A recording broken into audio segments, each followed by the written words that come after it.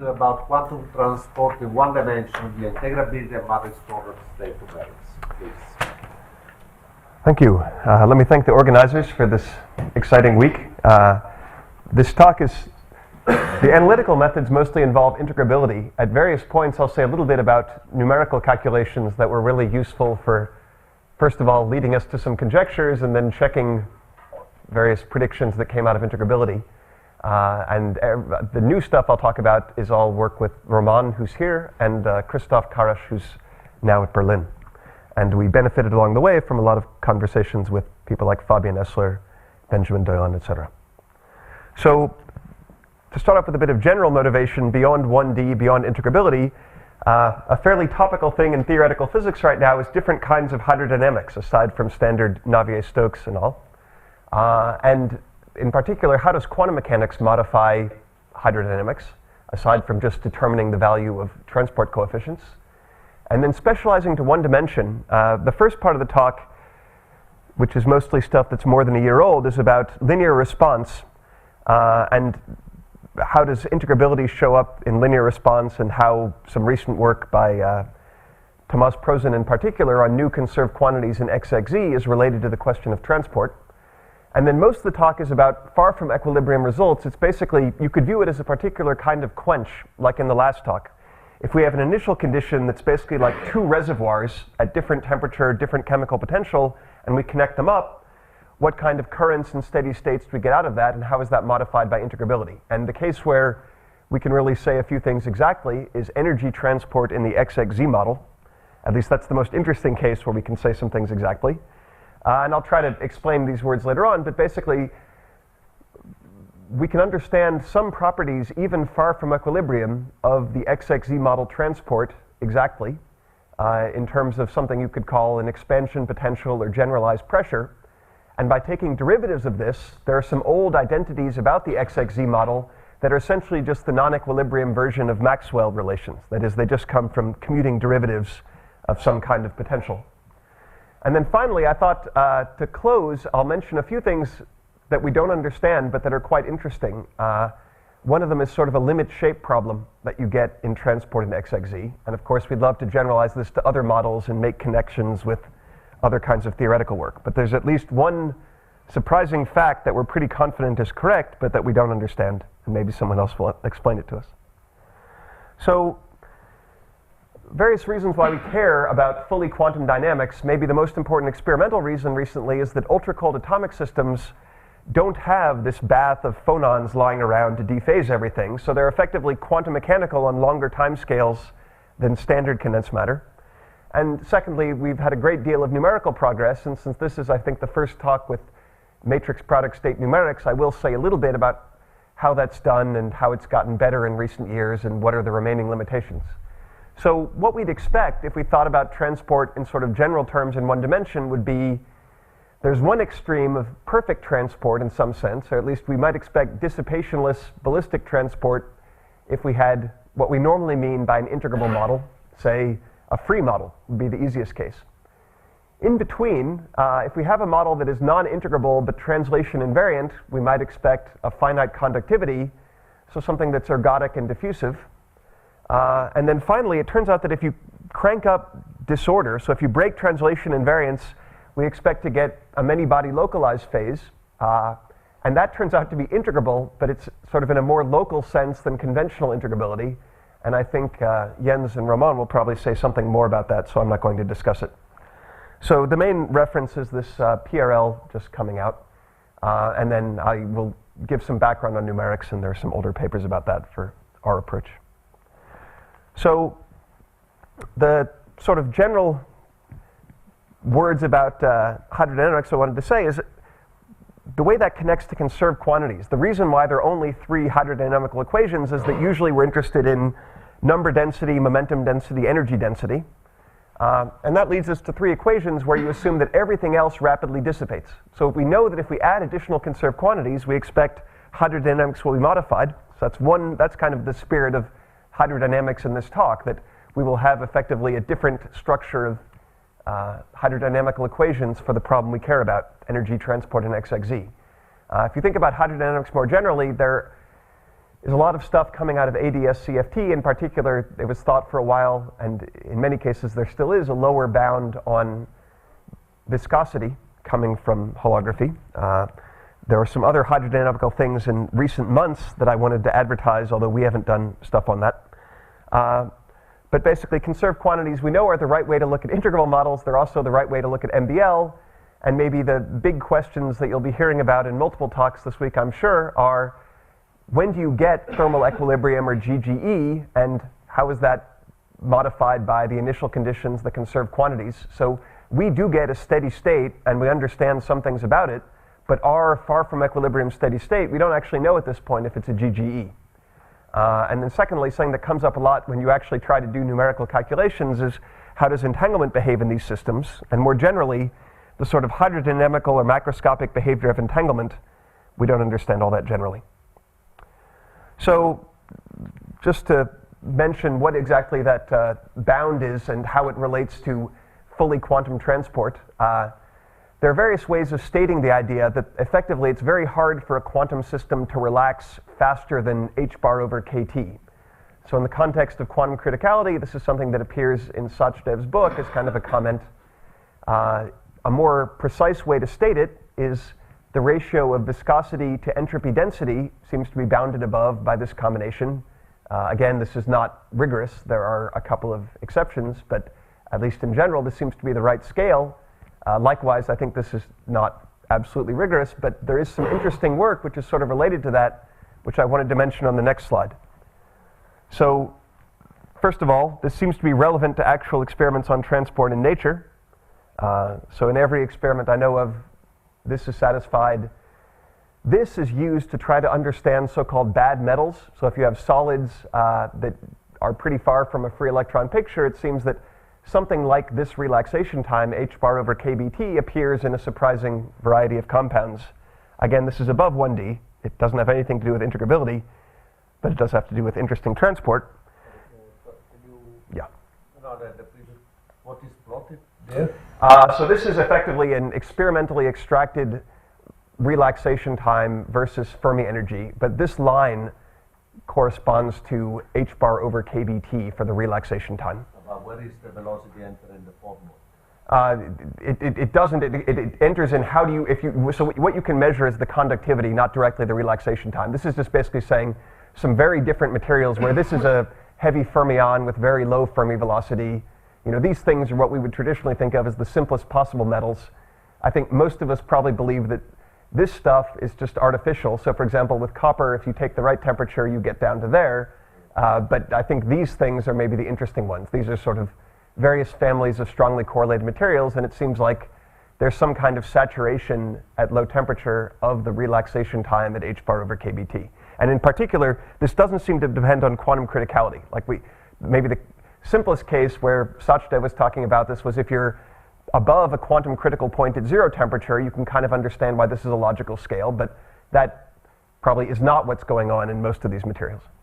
In this kind of argument is what is called Boltzmann time. Is this guy? That's right. Although what I think one might say is the whether you can think of it as independent particles and this is like a scattering time is not clear. Like I think the belief is that this is more like a strongly coupled fluid, but it's the relaxation time of the fluid. Is probably how I'd put it. And then the interesting and more mathematically well-defined work that happened just in the last year and is quite exciting. There's a paper by Maldacena et al. Called A Bound on Chaos. That's about a slightly different quantity than relaxation time. The definition of it is a little bit complicated, but they think of it as some kind of Lyapunov exponent for the onset of chaos, or scrambling, which is sort of even more than thermalization. But the idea is that they can rigorously show, so this is like 1 over a time, this is a rate, that's bounded strictly is the claim, and it even has a particular numerical coefficient here. It's not just an order of magnitude argument.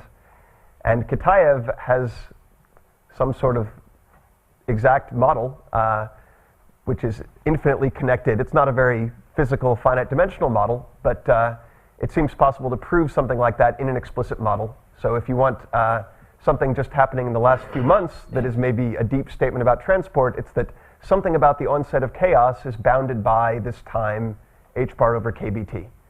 And then there are other ways that quantum mechanics modifies hydrodynamics that have even less to do with the kind of relaxation I'm going to talk about, so let me skip them. So to start with, let's go back to integrable models in one dimension, and the problem that got us interested in this was just the question of when do you have dissipationless transport and a non-zero Drude weight. So the easiest case of this would be, or maybe the two standard cases of this, one is a superconductor where you effectively have transport by a perturbed ground state. And then the other way, and the simplest example of this would be if you have a current that commutes with the Hamiltonian, then the current lives forever. If you think about what is the expression for the Drude weight, so the Drude weight is this coefficient of the delta function in conductivity. That's given by effectively how long do currents last. So this is just the dynamical correlation function of whatever current I'm computing. So if currents live forever, which is obviously the case if they commute with the Hamiltonian, then I will get a non-zero Drude weight.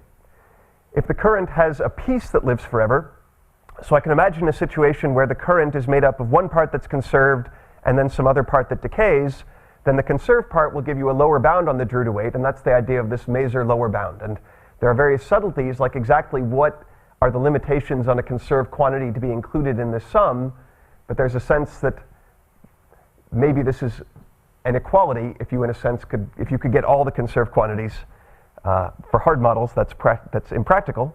But the case where this has been really useful and given some surprises is the XXZ model that I come to in a second. And one quick example, which is really how types 1 and 2 Drude weight are different, is that the transport Drude weight is not a thermodynamic quantity.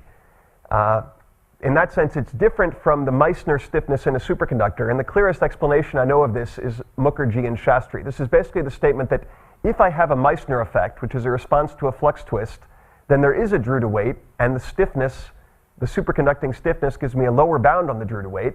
But what I call Drude weight here is the full amount of dissipationless transport, which is bounded below by the Meissner stiffness, but is not the same as the Meissner stiffness. It comes down to precisely what happens when n and m are equal in these two formulas. So the difference is this delta function when I have degenerate levels. So there's some fairly straightforward formula difference between the Drude rate that appears in transport and what happens in a superconductor. So let's forget about superconductivity. So the case that I want to start with is the XXZ model, and this is going to be about charge transport, or spin transport if you prefer, in the XXZ model.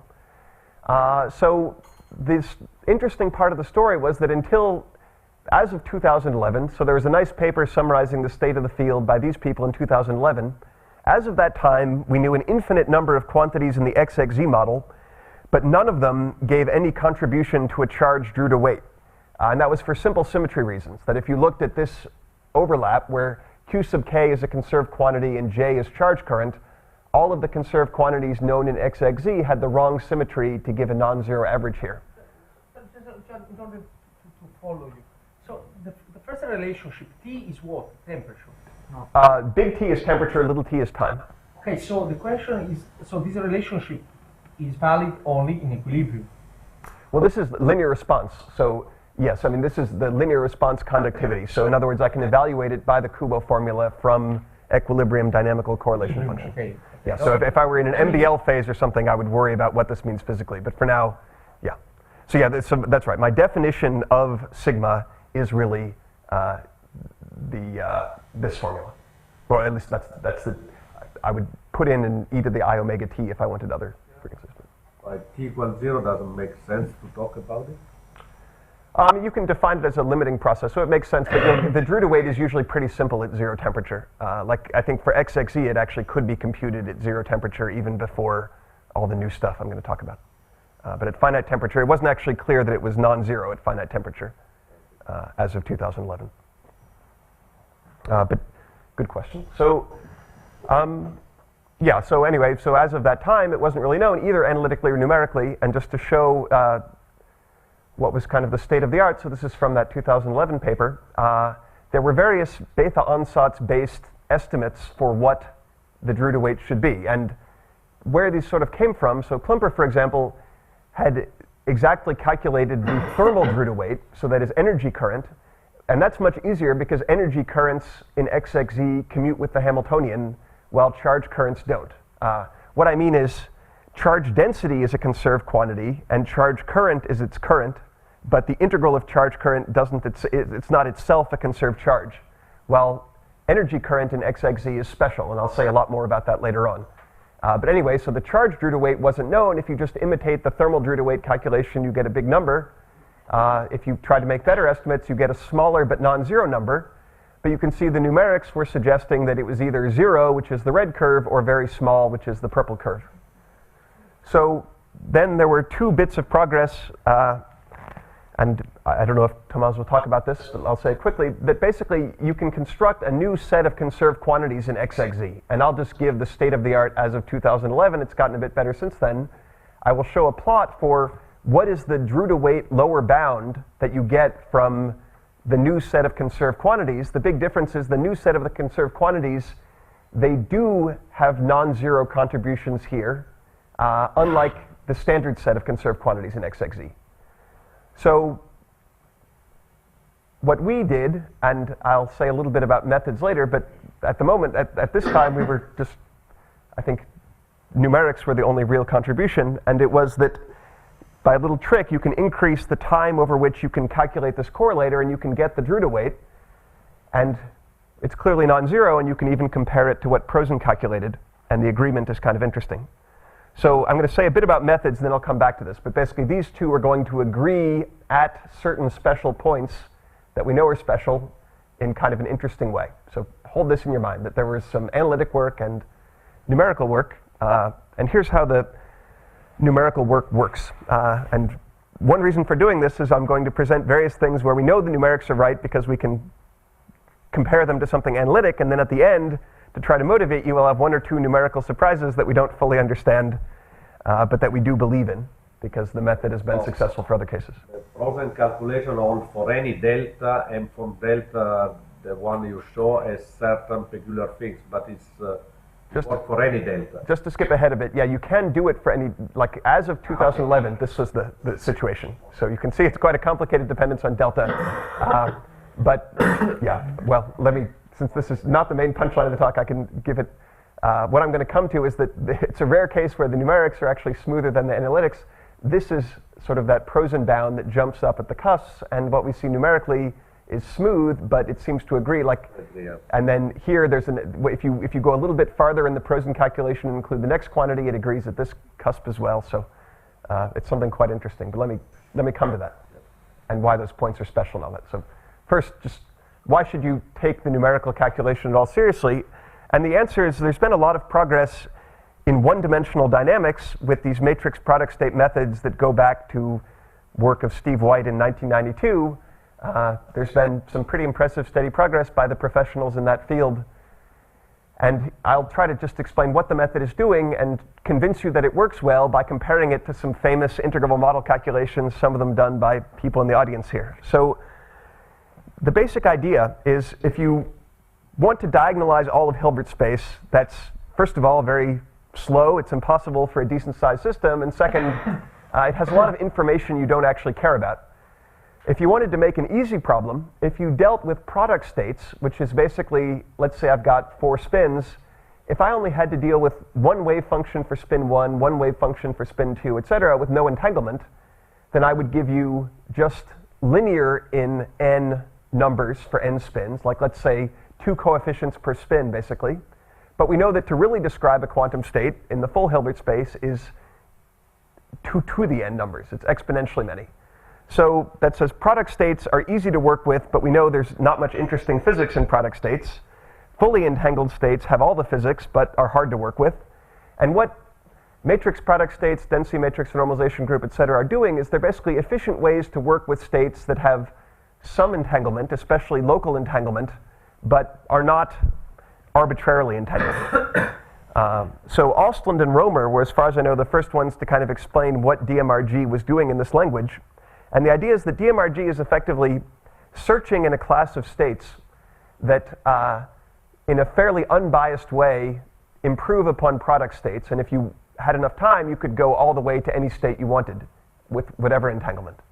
And the way to picture what it's going on is I add additional indices that don't have a direct physical meaning. So these upper indices, I and j, they run from 1 up to some number that I'm going to call chi, which is basically just limited by how much computer time I want to spend. I trace over all of those, and that just lets me, if you want, put in more numbers to describe the state. And in particular, it lets me capture some entanglement when this state has no entanglement between sites. So one bit of progress that started in the maybe 10 years ago or so, which is actually quite important for the calculations in this talk, is note that I cheated a bit and I assumed that these were all the same matrix. At least I wrote them with the same letter. And that's sort of logical. If you know for some reason, or if you strongly believe that your system is translation invariant, then with the matrix product state, you can write it in such a way that you don't even need to write all the matrices. You don't need to write some large finite system. You can basically just work with one matrix, or in practice, usually work with 2 matrices. So in other words, you can specify an infinite translation invariant state with one matrix A. So you work with an infinite system, like all the calculations we're trying to do in this talk are for infinite systems, but you can't really ask me what the system size is. The system size is 1 matrix or 2 matrices, which sounds like cheating, so what's the approximation? Well, the approximation is that these matrix dimensions are finite, which means they're only capturing a finite amount of entanglement. And where you'd worry is at a critical state in one dimension, there's an infinite amount of entanglement. So is this reliable? And I will try to convince you, because it bothered us for a while, to what extent are matrix product states reliable representations of gapless states? We have nice theorems by people like Hastings and Isert and so on for the gapped case. For the gapless case, we don't have theorems, but we have, I think, a pretty good practical understanding. So anyway, the ways that some various ways that DMRG has gotten better since the mid-90s. To study an infinite system, we no longer make a large finite one. We actually just use this translation invariance trick. We understand gapless systems better. A lot of what I'll talk about was enabled by progress on dynamical cases. We can do finite temperature, et cetera. So DMRG, at least if you're in one dimension, is a little bit more versatile than we thought. If I were going to put 0.5, maybe in the last 2 years, we've gotten better at treating long-range interactions. So we can't treat arbitrarily long-range interactions, because then our 1D model would start to look like a 2D or 3D model. But for example, 1 over r squared, we can treat exactly with DMRG, and it matches up beautifully with the Haldane-Shastry model, for example. So entanglement, I think most people here know this already, but the way it comes up in a calculation like this, if I've got my infinite system divided into 2 parts, which would be like cutting my tensor network on one bond, we know that the way quantum mechanics works, I can expand any state over bases for A and B, and I will rotate to make some real numbers that appear. So this is the Schmidt decomposition of my state. And the entanglement that I'm talking about is the von Neumann entropy, which is basically I can interpret the square of these real numbers as probabilities, and this is the entanglement entropy, this form. And an example of how, for ground states, even gapless states, this is how convergence works. So this is the Ising model with the transverse field, so that's easy to solve. And chi here, this is increasing the matrix dimension. And you'll see that these are still pretty small matrices. So as I go 4, 8, 12, 16, the convergence, the fractional convergence is 1 part in 10 to the 10 out here. And this is only 5% away from the critical point. But you can see that at the critical point, things are a lot slower. The errors are still moderately small, but they're converging much more slowly. So this is why you might wonder, why is convergence at the critical point so much worse than everywhere else? Well, it's because there's more entanglement at the critical point. Can you make a theory out of that? It was kind of known as an observation. We thought we'd figured this out, and then we saw that someone else had noticed this before, so we had to try to explain it. The observation that there's this kind of scaling was by Tagliacozzo et al., and the idea is that it's kind of like finite size scaling. If you have finite entanglement, which in other words, if you have finite matrix dimension for these matrices, then even if the system is actually critical, you've pushed it away a little bit from criticality, the same way that finite size is a perturbation to criticality. And that works with some exponent kappa. So finite matrix dimension is like another perturbation to criticality. And what determines that exponent kappa? So that says as I increase the matrix dimension, my effective correlation length gets larger. I do converge to the true system, but it's only as a power law. It's not exponential like for gap systems. And the key ingredient is a calculation by Calabrese and Lefebvre of, I don't know whether it's exact, but it's a very good model for the entanglement spectrum at quantum critical points described by conformal field theories, which are the only ones where I know how to do this for. If you take that as an ingredient and try to figure out this kappa, you're led to a very strange looking formula that empirically seems to work well. So there are further checks on this formula where it basically says if you know the central charge of the theory and the central charge is not too large, then you know the finite entanglement scaling. And this is far from a theorem, and it's such a strange looking formula that it's hard to believe it's exact. It's based on that Calabrese-Lefebvre thing, which is often good but not exact, sometimes exact. But this seems to work pretty well. So as tests that we can really do calculations accurately, let's start with ground states. So this is Luttinger liquid behavior in the XXZ model.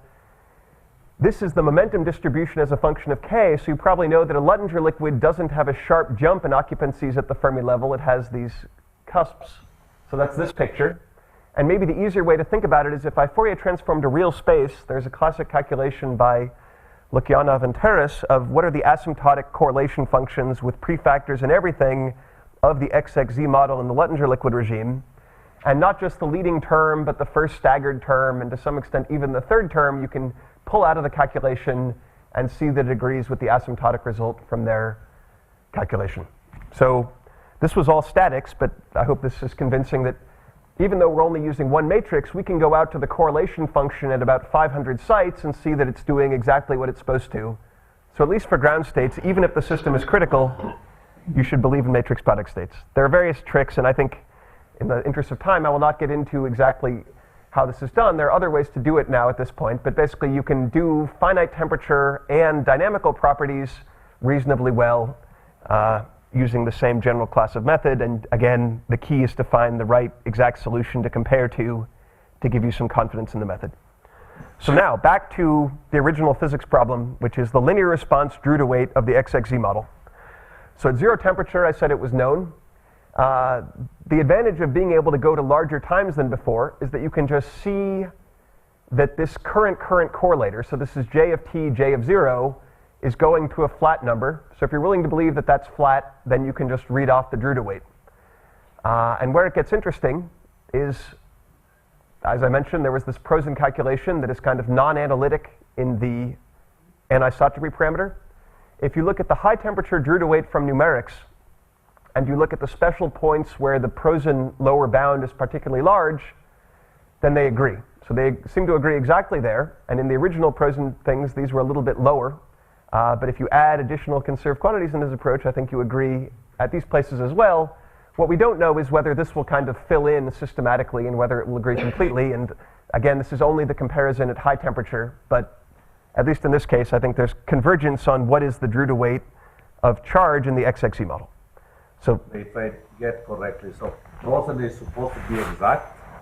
The result of Prosen is supposed to be exact. I would say, so it gives a lower bound. I think what this shows is, okay, so the only rigorous thing that, if you didn't know about the numerics, you'd say it gives a lower bound, but I don't know why you would particularly believe it was exact, at least from the original paper. With the numerics, it seems to be exact at delta equal to 0.5, for example. If it's lower bound, why your results are even lower? Oh, no, my results are the red. So the red is the DMRG, yeah. So remember that. Sorry, I mixed the. Yeah, I agree. No, we're used to thinking the numerics jump around more than the analytic stuff, but this is this is not a typical analytic result, right? So in this case, it's the analytic result that's noisy, not noisy, but it has a lot of structure. So yeah, so that's right. So it's all we are in good shape as far as the lower bound is always lower than what we observe. So once again, Prosen identifies certain set of currents which somehow has overlap. So this gives us some value.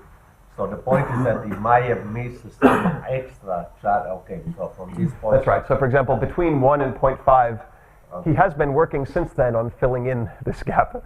I'm sorry, this is the Drew to weight for the spin pattern. Yes, that's right. The Drew to weight for energy, I'll come back to actually later. It winds up being the hero of the second part of the talk. Sorry, but the discrepancy between the numerics and Rosen are also increasing for large roots of unity. I mean, but I think this he knows the difference. I mean, like that is if you go beyond the original calculation, add one more, it seems like I think at all the roots of unity there is now agreement, is my understanding. So not this is a figure from 2012 or something, but so I think as far as I know the roots of unity are fine, and the other regions I'm not yet sure that there's agreement. The roots of unity are kind of known to be special in this model. They're sometimes called reflectionless. The algebras simplify. So just to say various directions you can take it if you're interested in linear response, I'm mostly going to focus on non-equilibrium, and there are a lot of nice other papers in non-equilibrium by other groups that we can compare to, including, I'll talk a lot about a paper by Bernard and Dayon, and then here's another one by Bassim, Dayon, Lucas, and Schramm. And that's going to be about non-equilibrium transport. And non-equilibrium, you have to be a bit more precise about what exactly is the model you're solving. So I'll come to that in a second. But before I get to that, all of this depended on integrability. If I break integrability, we might expect to get thermalization and diffusion and things like that. So I can show you what we get. We haven't yet gotten and I mean, we had various motivations. One was to try to see things like those bounds, lower bounds on diffusion constants that I talked about before. We don't quite have a good toy model for that, but we can at least see that some things do what they're supposed to when you break integrability. And then I'm not going to talk about the many-body localized version where you actually break translation invariance. So the simplest way we found to break integrability while still having translation invariance is just a staggered field. And to know that this breaks integrability, you can look at the level statistics, and you can see that it goes, once this last term is non-zero, you go from Poisson level statistics to Wigner-Dyson, which is a sign that you've broken integrability. And then the calculation that we wanted to do was, if we know that the system is ultimately gapless, so if at long distances the equal time correlator is still given by that Lukyanov-Terrace agreement, we can kind of track the RG flow where effectively we've got additional irrelevant parameters here that are scaling to zero, but these are all on the same RG trajectory because they all wind up with the same asymptotic correlations. And you can ask, how does the conductivity go along that curve? And let me skip the theoretical analysis except to give what you get from the simplest form. People have tried two different ways to solve this problem with bosonization, and the one that we get good agreement with is by Affleck and Pereira. And basically you get the following, and you can understand why this makes sense. So C is just some coefficient, which is a little complicated. This formula says, first of all, if I take H to zero, the conductivity diverges. And that makes sense because if there's no non-integrability, we'd expect a Drude weight, which means infinite conductivity. The temperature dependence also makes sense if we remember that. So in this regime, the perturbation I'm adding is irrelevant. If it's irrelevant, I expect that as I go to zero temperature, its effect gets smaller. And indeed, for the values of Luttinger parameter where this is irrelevant, this is saying that as I go to either zero H or zero temperature, the conductivity blows up. So this is what theory would predict. And if you try to do the numerical calculation, it looks pretty good. So these are scaling laws of charge conductivity versus temperature at low temperature. Maybe the one caveat is that unlike the other calculation, where you could follow the calculation for long enough time and just see that the correlator was getting flat and read off the Drude weight, here you have to do some kind of extrapolation with so-called linear prediction. So there's a not very controlled aspect of the numerical calculations. So if you believe at least that the linear prediction is working, then things are behaving like power laws, but it's actually not, it's not 100% clear that the system is thermalizing because we just can't follow it long enough in time. So if you like, the advantage of our method is we can go to very large spatial systems, but we can't go to infinite time, as opposed to someone like Riegel doing exact diagonalization on 5 or 10 sites where you can go to infinite time, but not that many particles. So that was the end of the linear response part, and now the newer stuff that we're particularly excited about is far from linear response. But just to summarize, in the integral case, the most interesting part of the story for XXZ seems to be the charge/spin Drude weight. And that seems to be non-zero at all temperatures and to have this interesting relationship where it's bounded below by Prosen's result, and there seems to be agreement at some special points.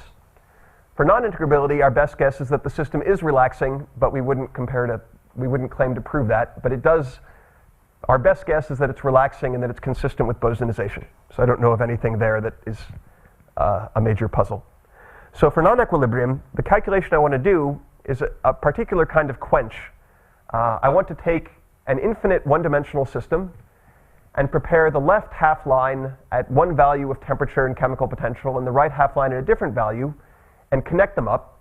And for most of the case where we get the most interesting stuff is when the final Hamiltonian is translation invariant and integrable.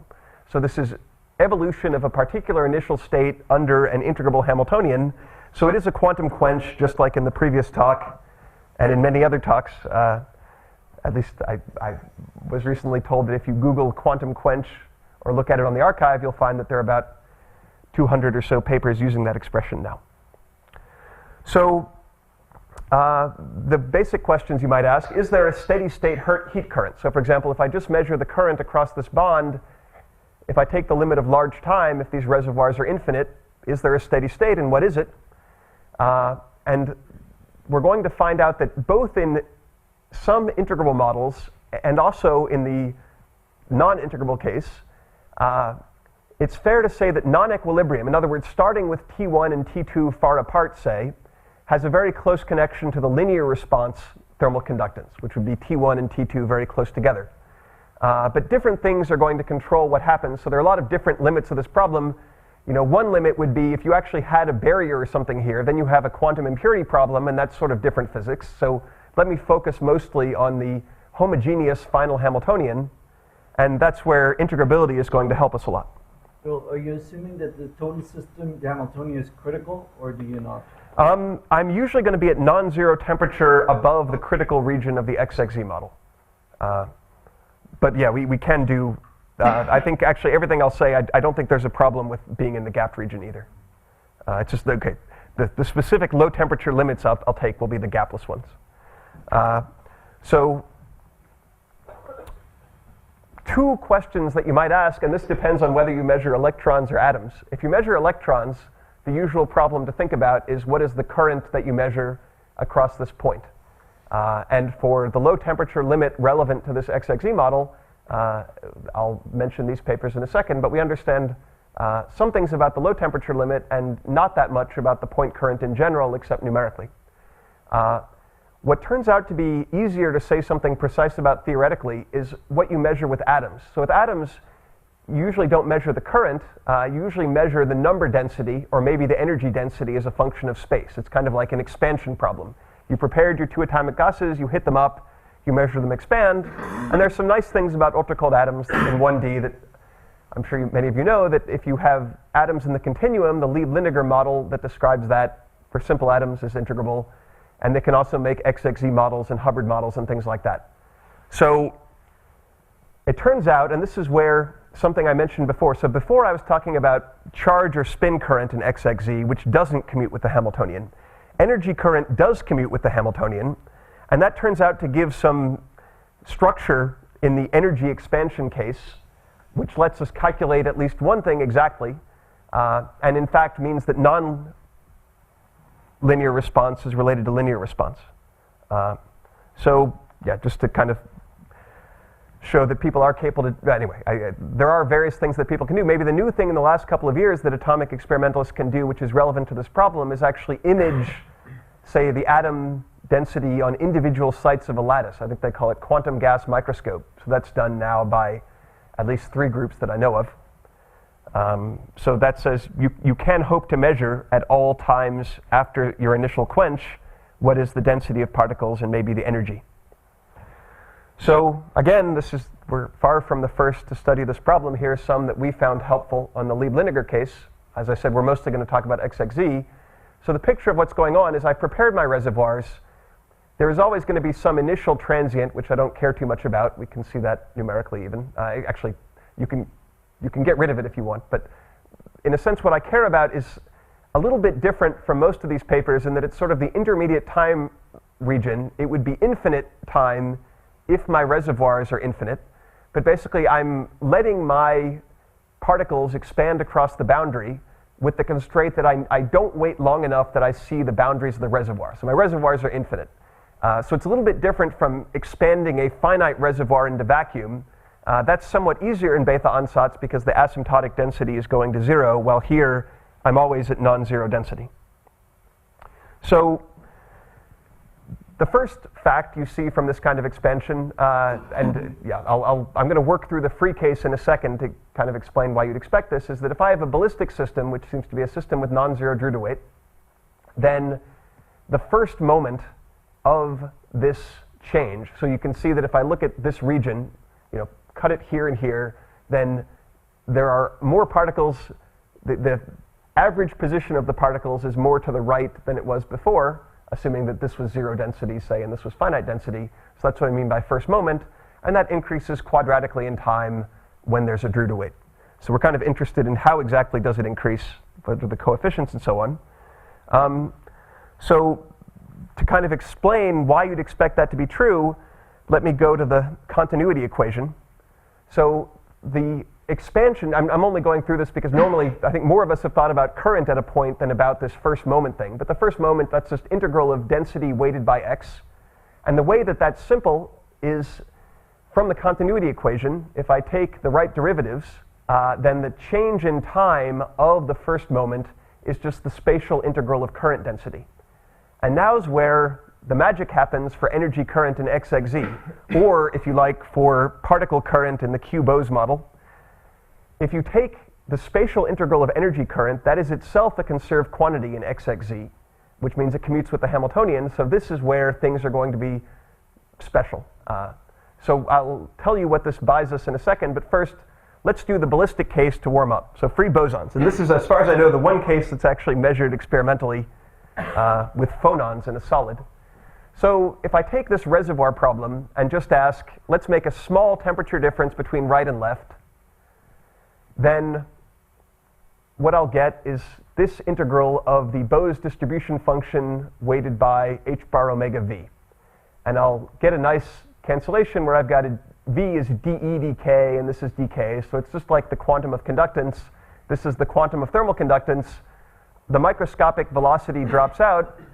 And what I'm left with, just by doing some integrals, is that the thermal conductance goes like T times some numbers. The units are kb squared over h, and there's a numerical coefficient. So if you remember, this is just the thermal version of the fact that the electrical conductance quantum in 1D is e squared over h. And in fact, the pi squared over 3, that's the standard Wiedemann-Franz law coefficient. So an interesting fact about the thermal conductance, which is a clue for the CFT results that I'll talk about in a second, is you actually get the same answer whether you have fermions or bosons. With fermions, you have a +1 instead of a -1, but the integral goes from -infinity up to +infinity because you can be on both sides of the chemical potential, while with bosons you can only be above the chemical potential. So that's a clue that the thermal conductance quantum is actually much more universal than the electrical conductance quantum. The way this was measured was to take a little nanowire, I think of silicon, and measure its thermal conductance and see that there was one thermal conductance quantum per phonon mode at low temperature. That was done around 2000. So here's an idea to sort of state it more generally. Why would you expect that linear T behavior at low temperature? The way to think about this problem is that it's like a Stefan Boltzmann problem when I'm thinking about ballistic systems. I've got a left lead, let's say, which is at one temperature, a right lead, which is at a cooler temperature, and they're both just radiating free particles that pass through each other, and there's no equilibration. In other words, if I look at the point in the middle and measure the current, I've got a different temperature for the right movers and the left movers. And you can use this, so these people realized that tells you exactly what the answer is for not just the free fermions or free bosons, but for any conformal field theory. You basically just replace the coefficient here. You pick up a power of the central charge. I think I have the exact formula later. This all for critical because they don't see each other, right? Exactly. So now, yeah, the whole point is going to be we can say a few things even at arbitrary temperature and away from criticality. So let's get to that, yeah. Anyway, so these are some general statements that if I break homogeneity or, okay, so first, if it's non-integrable, then we tend to get something like the Fourier law, where instead of having a sharp step from temperature 1 to temperature 2, it gets kind of smoothed out. As time goes by, it gets smoother and smoother, which means that even if you start with a large temperature gradient, you eventually get in the linear response limit, and you get Fourier's law. So at least as a numerical observation, it seems like non-integrability, what was a large temperature gradient becomes a small temperature gradient, and eventually you get to the linear response regime. So that's what I mean by saying that in the non-integrable case, things are eventually determined by linear response. In the integrable case, the big surprise is going to be up here, that we see something like the Stefan-Boltzmann law, but no longer just linear in T, more complicated dependencies, which we originally saw as a numerical observation, and then we understood why that is exactly true for XXZ energy transport. And then finally, you can do things like tunneling if you have a quantum impurity problem. I won't say anything about those. So again, this required some numerical advances, and I think Thomas Bartel made a lot of more precise progress after we had our trick for the Drude weight. So anyway, we think we can do this reliably, and this is the sort of calculation I'm talking about. If I look at the point energy current at the boundary, if we break integrability, it seems to be getting small. If it's integrable, we think we can read it off. So no more numerical results for a while. I want to talk about the one case where we can say something numerically, something from integrability even far from equilibrium. So here's what I mean by a Stefan-Boltzmann law. What we saw was that the steady state energy current looks like it is not an arbitrary function of t left and t right, but it's the difference of one function evaluated at the two different temperatures. So there's something like a state function, if you like, a thermodynamic potential, whose difference tells me the steady state current. And linear response is just the temperature derivative of this. So essentially this says that if this is true, and we know it's true for one case, then if I knew all the linear response, I would automatically know the nonlinear response, and it turns out we do know the linear response for XXZ even at finite temperature. So the CFT limit, that would be saying that this function f goes as t squared, so its derivative gives me the t that I just calculated for you a minute ago. So various numerical evidence, we sometimes call this the cyclic law, because what it means is that the thermal current between temperature 1 and temperature 3 is the same as if I added the currents from T1 to T2 and T2 to T3. So I want to say why this is true, and to be precise about what current appears here. There may be two pictures I can give. So here's when it's exact. And we know that if we looked at charge current in XXZ, this won't be exact. So what's so special about energy current in XXZ? Well, here's the simplest geometric proof I know for why things are cyclic. Suppose I start with an initial condition that now has 3 reservoirs that are large, and I just let the system run. So the total energy current is 0 to start with. Then there'll be some current here, there'll be some current there, there'll be some current there. If the total energy current is conserved, then that means the sum of what's going on here and here and here is 0. So the Hamiltonian commutes with all the sum of the currents in all these boundary regions, which means that I can figure out what is the current between T1 and T3 if I know the current between T1 and T2 and T2 and T3.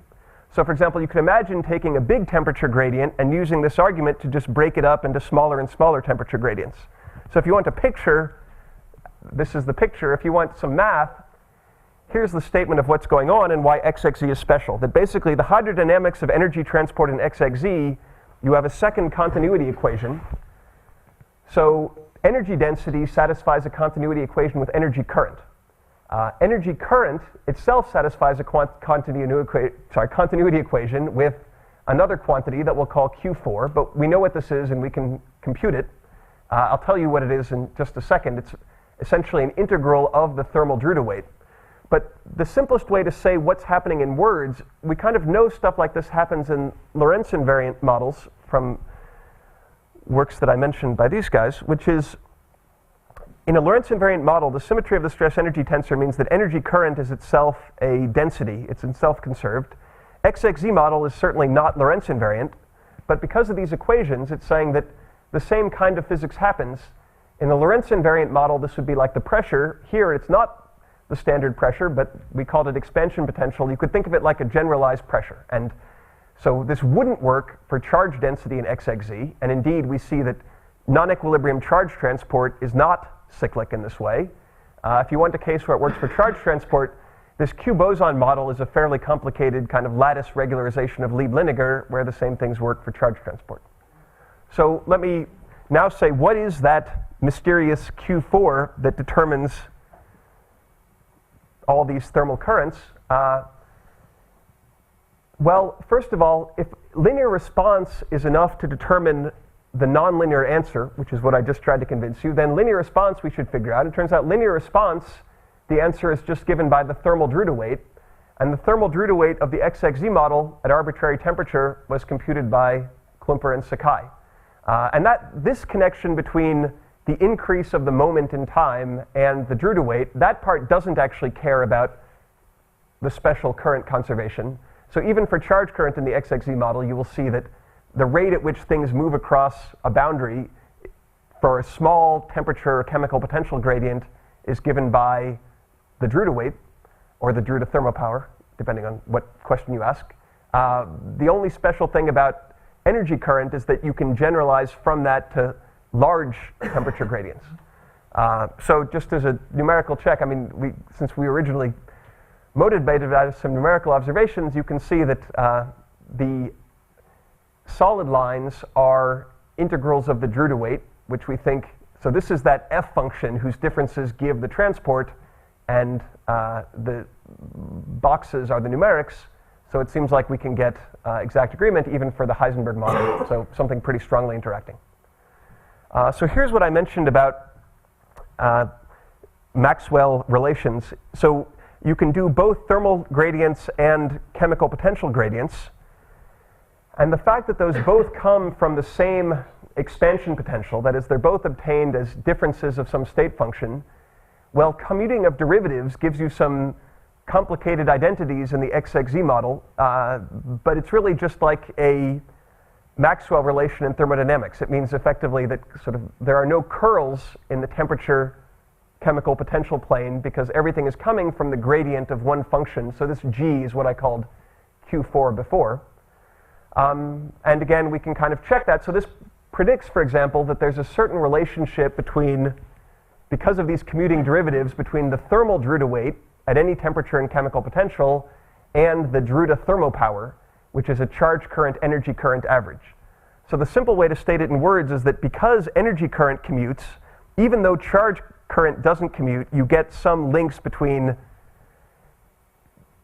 expectation values of one commuting current and one non-commuting current versus just the commuting case. And it turns out that from this Maxwell picture you get in like 2 or 3 lines of algebra some very complicated identities that were previously found by Louis and Gross. So effectively this is why they're true. Some complicated things are related in the XXZ model ultimately because of this energy current relation and commutation of derivatives. So sorry if that's a little opaque, but I want to get to something that we don't understand in a second. Okay, so here is something newish. So I hope this has given you some confidence that in the cases where we have an exact analytic answer, the numerics agree with it. So in this case, we don't really have an analytic answer, but the numerics tell us something unusual, which I think is not a violation of the second law of thermodynamics, but it might seem like one the first time you look at it. So let's say the 2 things we've talked about so far are point current, which is the current right at the boundary between left and right, and the spatially integrated current, which is something about the moment of how many particles or how much energy has moved from left to right. So in a ballistic system, it's natural to think about the following kind of limit shape, which is just at time t, look at my spatial distribution of current and collapse the x-coordinate by t. So you might ask, Sorry, you mean of point current? Well, actually, the point is this will have the point current in it, but also other stuff as well. So like if I look at this function of scaled x, x equal to 0 would be the point current, but all these other points are the energy current at different places in the shape. So it's kind of like, as it expands. And one reason for doing this is that this kind of limit shape, there's a beautiful prediction about this in a slightly different class of models that we wanted to see if it happened to be true for our class of models. It turns out not to be true. That's not a big surprise, and I'll get to that. But anyway, so this is saying, in addition to the point current at the boundary, and you might ask, does this mean is there really a steady state? Well, to be precise, the region where I see that point current is increasing linearly in time, but all the other values of the current are also increasing linearly in time. So in other words, there's a collapse like this, but there isn't a flat top. Yeah. The collapse is still x over t. Yeah. It's still basically a ballistic system. That's right. So the surprise, so what we had hoped to see, because there was a nice prediction for it in the non-integrable but Lorentz invariant case. So our system is non-Lorentz invariant, but it is integrable, so it's not too surprising this doesn't work, but you might hear about this later in the session, later in the conference. There's a nice prediction that in some limits of some problems, you would have a flat top and then relatively small shock regions. What you actually get is the following counterintuitive thing that, okay, in some cases you get a nice smooth curve. So just to explain how this relates to what I talked about before, the thing that we have exact expressions for even far from equilibrium is the area under this curve. The thing that we've studied and appears to be kind of cyclic, although we don't have an exact expression for it, is the point current, which would just be the value at 0. The whole shape is kind of interesting, and in particular, there are regions where the whole shape goes negative. In other words, if you take a high temperature reservoir and a low temperature reservoir of the XXZ model and you hook them up and you watch the system evolve, then there will be arbitrarily large regions, if you wait long enough, where the current of energy is not from high to low temperature, but from low temperature to high temperature. The reason that doesn't violate the second law is that the overall current is certainly from high current to low current, high temperature to low temperature, but there are dips. And you can see that the limit shape, we kind of hope that all the limit shapes would look like this. If you take, this is all I think delta equal to 0.5 maybe. If you take the, fairly low temperatures, you get this quite complicated shape with a significant negative region and a lot of wiggles and so on. So it's not like the flat top in shocks. It's not anything particularly simple. And it even has these regions of negative current in a sense, current going opposite the direction you would have expected, which is not something I would have believed if we hadn't had pretty good luck with the numerics in the past, understanding what's going on. So I guess I at least have some confidence that this is actually correct, and I wish I knew why it were true. It would be great even to take some of the approximate methods by people like Jacopo Vitti or the semi-classics or whatever, even an approximate picture of why this had to happen would be nice. So lastly, you could ask, well, I already said that the area under the curve, we know exactly what that is, and it's cyclic.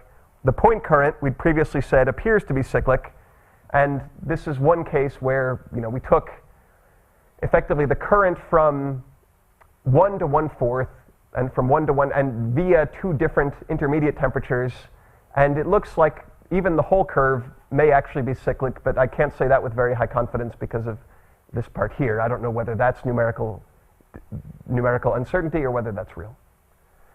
Okay, so I think I'd better wrap up. I'm about out of time. And just to study, so I had a little bit of stuff about linear response as a warm-up, but the main focus is these non-equilibrium reservoir initial conditions. We get steady states, and we understand at least one thing about them exactly for the XXZ model, which is that it's coming from this fact that energy current is conserved, and that leads us to understanding a few things about the XXZ model, even like Drude weights, the relation between Drude weights that was maybe a little bit mysterious before, that comes out as this Maxwell thing. So some open questions. Well, can we get this kind of counterflow effect in XXZ, even approximately? It would be really nice, and I thought about this for a week or so and then didn't figure out a way to do it. Can we break integrability while keeping the energy current conservation? Because then you might start to hope that we would see this flat top and shocks picture.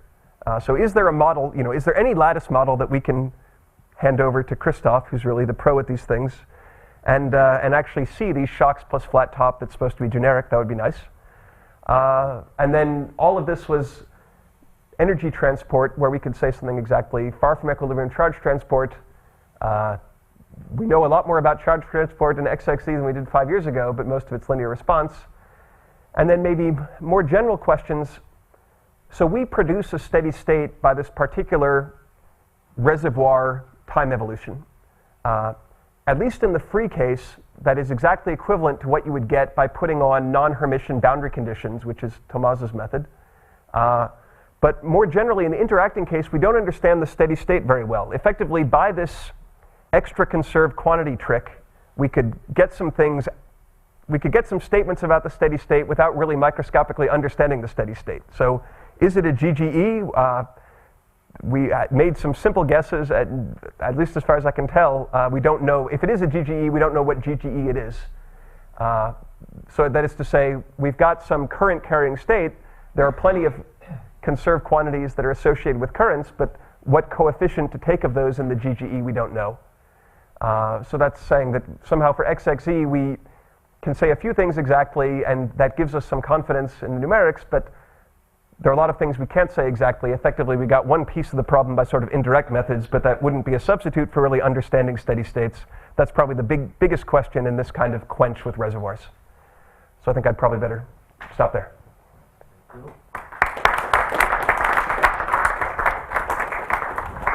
Questions? Yeah, Bobo. So I have two questions. So first one is that you see this x over t behavior irrespective of delta? Yes, so I think we could compute the limit shape at delta equal to 0. I don't think we've done it that systematically, so this is something that's not really published. But I think the most systematic case we've done is 0.5. So conceivably, it could be, we know 0.5, delta equal to 0.5 is a little bit special.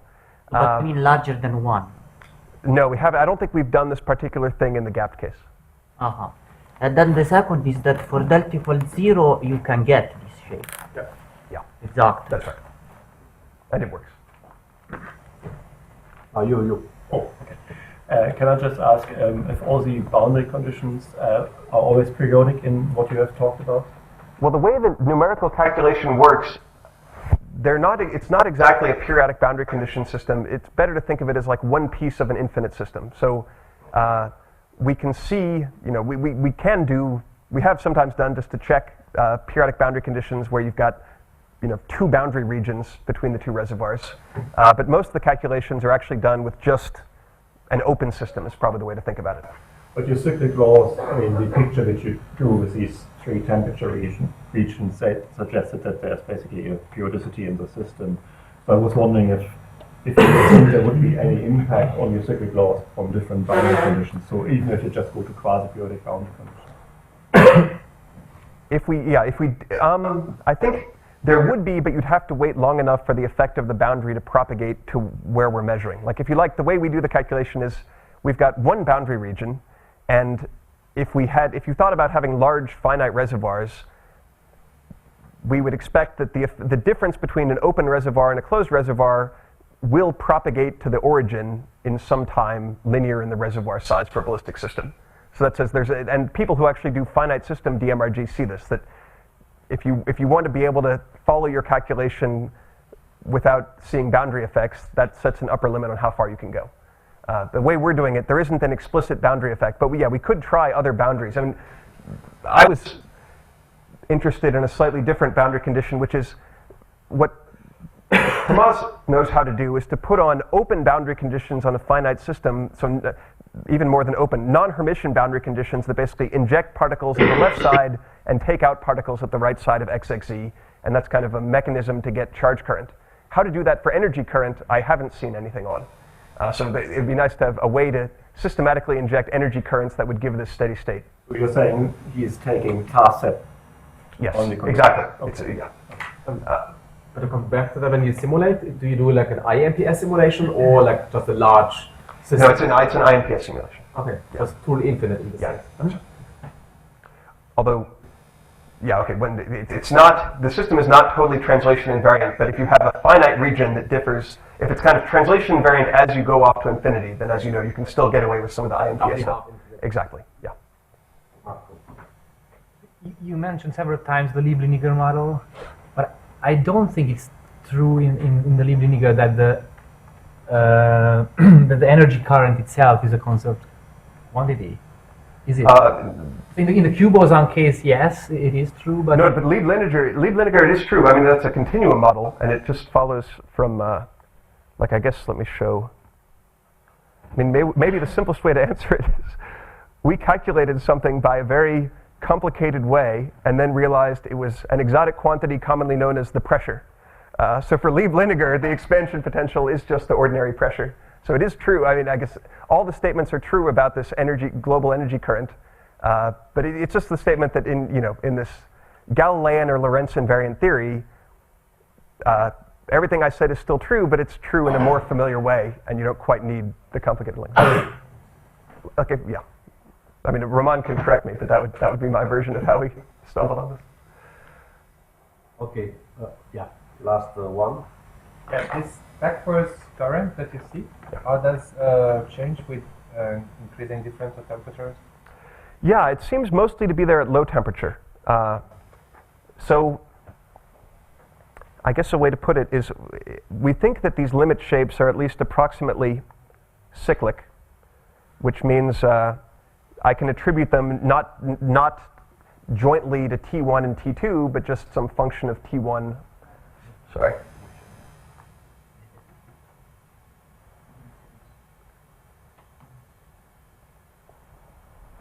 So I think it's really at low.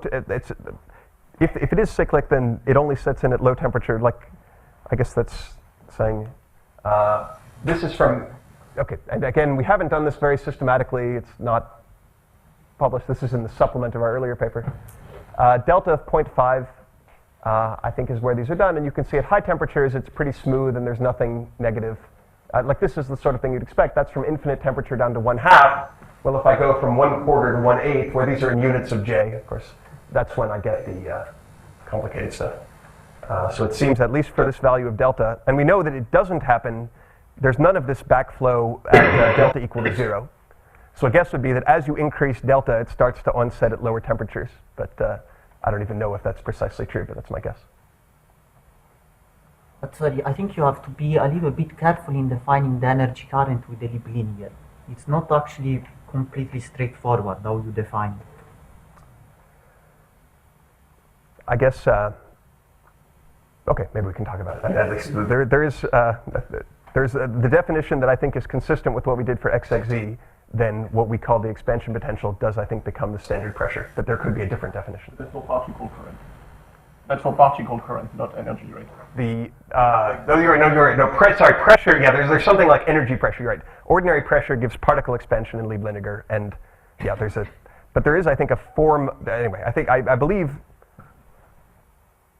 Okay, let me check to make sure. But I believe that also for energy current, there is still this state function effect. Is that maybe we only know it for particle current? I think it was for particle. Okay, maybe it's only for particle. Then maybe okay. Okay, there is no further question. Let's thank Joel again.